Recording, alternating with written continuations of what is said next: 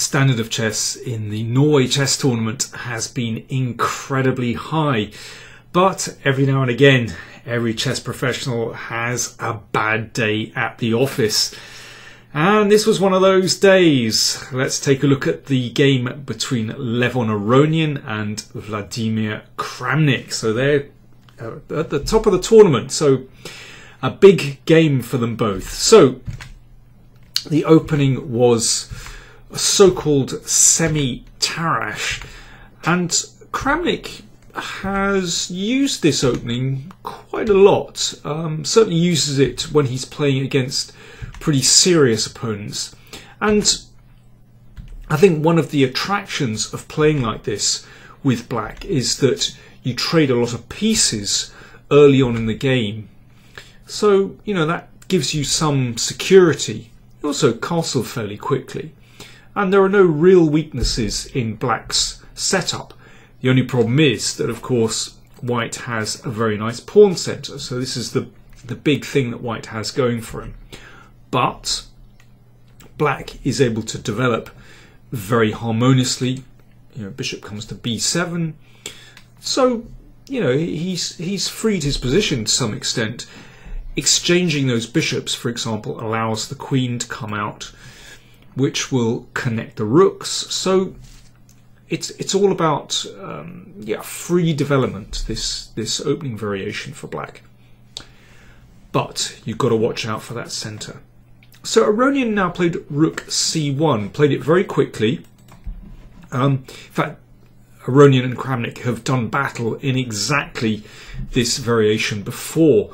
The most normal moves here are rook fe1 and rook d1 to support the centre. But so rook c1 from Aronian, slightly unusual, but still a very normal position.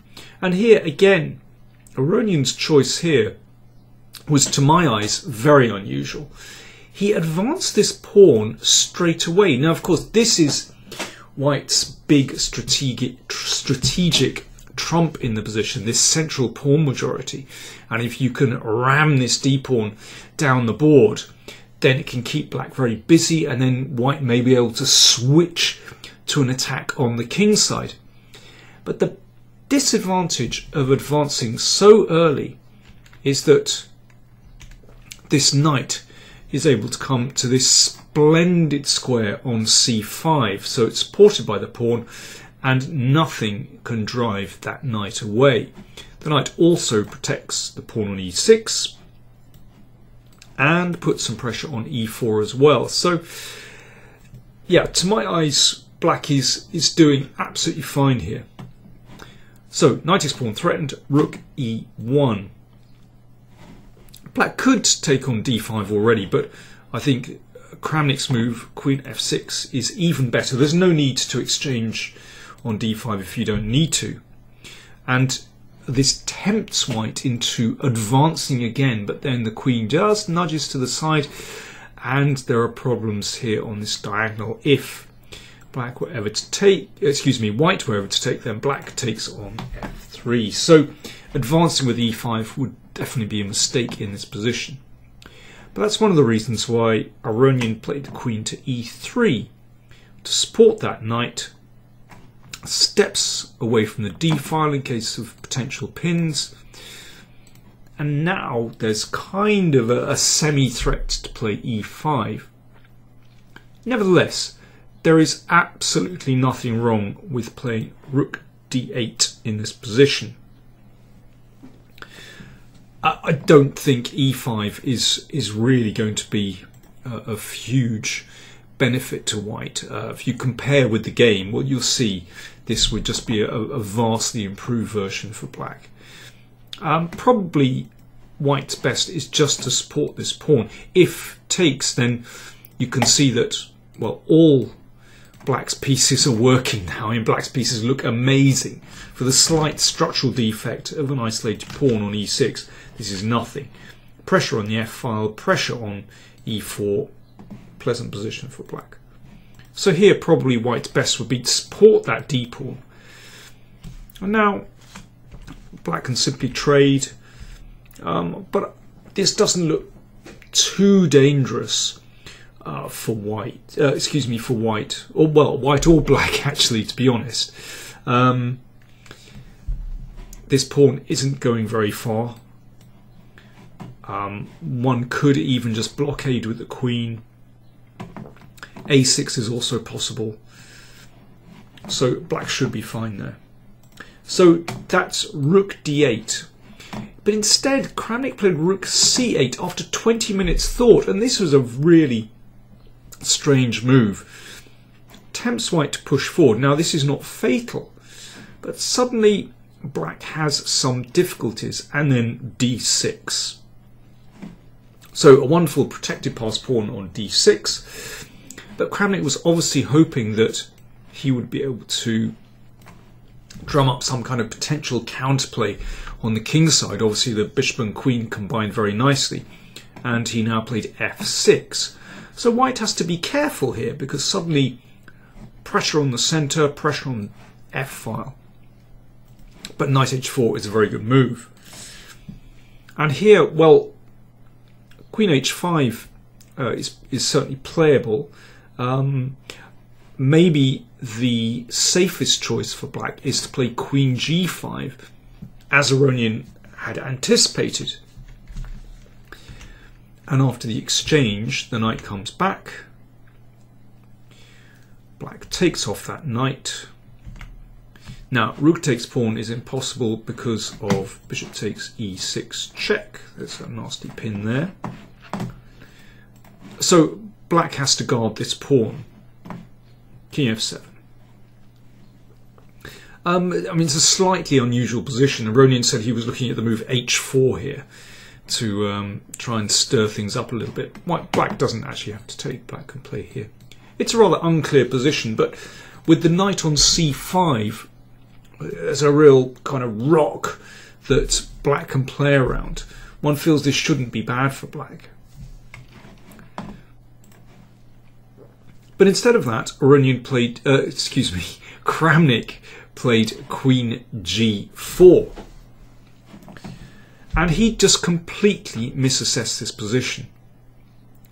So g3 here. He took on e5, so he's still hoping to drum up counterplay on the f file, on these light squares as well. But after queen e5, actually white is in complete control here. Let me just show you one amusing variation. If black plays bishop d5, then, well, of course, this just loses a pawn. But it gets worse than that. Rook c4 is absolutely deadly, because if queen d7, then knight at g6 forces a mate. That's what can happen if you have a space advantage. Your pieces can maneuver behind the advanced pawns. Kramnik played rook d8. And now f4. And this move he had completely underestimated. The problem is that suddenly the queen is in huge danger of being trapped. It's very hard for black to crawl out of this one. So, for example, if king h8, which of course is a move one would like to play to get the king out of any danger on this diagonal, but then comes very simply bishop e2, hitting the queen. We hit the queen again. Excuse me, not yet. Don't hit the queen again. We threaten this. The king comes here, and then we hit the queen again. Queen is trapped. So that's the problem. And if bishop a6 to get rid of that bishop, then just king g2 and h3 is trapping the queen. I mean, black can wriggle there, but it's simply very good for white. So in the game, Kramnik played rook f6, which guards the e-pawn, and also potentially gives black a defense against that whole queen h5 maneuver. But rook c3 is crushing. Let's see the idea again. Again, king h8 is kind of a sensible move, but once again, white just plays very simply, attacking the queen, and now h3 traps the queen, attacks the queen, traps the queen. That's the point of rook c3 to gut the g-pawn. Let's go back. And there's no decent way out for black here at all. Well, Kramnik tried rook h6, but it's absolutely hopeless. And here, queen g5 is a crushing move, threatening the rook. And if rook takes pawn, then queen e7 threatens the rook, and mate on e8. Very nasty. So in this position, Kramnik played queen takes knight. I mean, this is absolutely horrible. Obviously the rook can't be taken because the queen guards it, but white is just winning material. Now black gets the queen back, but black will end up a clear exchange down, and of course the rest of the game was very, very simple for white. Good move, f5, which breaks open the e-file for the rooks. That's very, very simple here. Excellent move. So just making way for those rooks to switch over. And here they go. And well, these final moves didn't really need to be played. It's completely winning for white. And here Kramnik resigned. Mate is threatened with rook here and rook here. And if rook takes rook, pawn takes, and very simply bishop f7, king takes, and you make a new queen. Pretty bad loss for Kramnik there. Aronian played very accurately, but for him a relatively easy task. So at the top of the tournament table we have Levon Aronian and Hikaru Nakamura with 4 points. Nakamura drew against Karyakin. The other winner of today was Vishwanathan Anand, who defeated Fabiano Caruana. Caruana also had a pretty bad day, but Anand outplayed him extremely well. So Vishy bounces back. So Aronian Nakamura on 4 points, Kramnik and Karyakin on 3. Carlsen had another disappointing day. He drew with white against Maxime Vachier-Lagarde, and really he got no advantage at all out of the opening. So he is struggling. 3 rounds still to go though.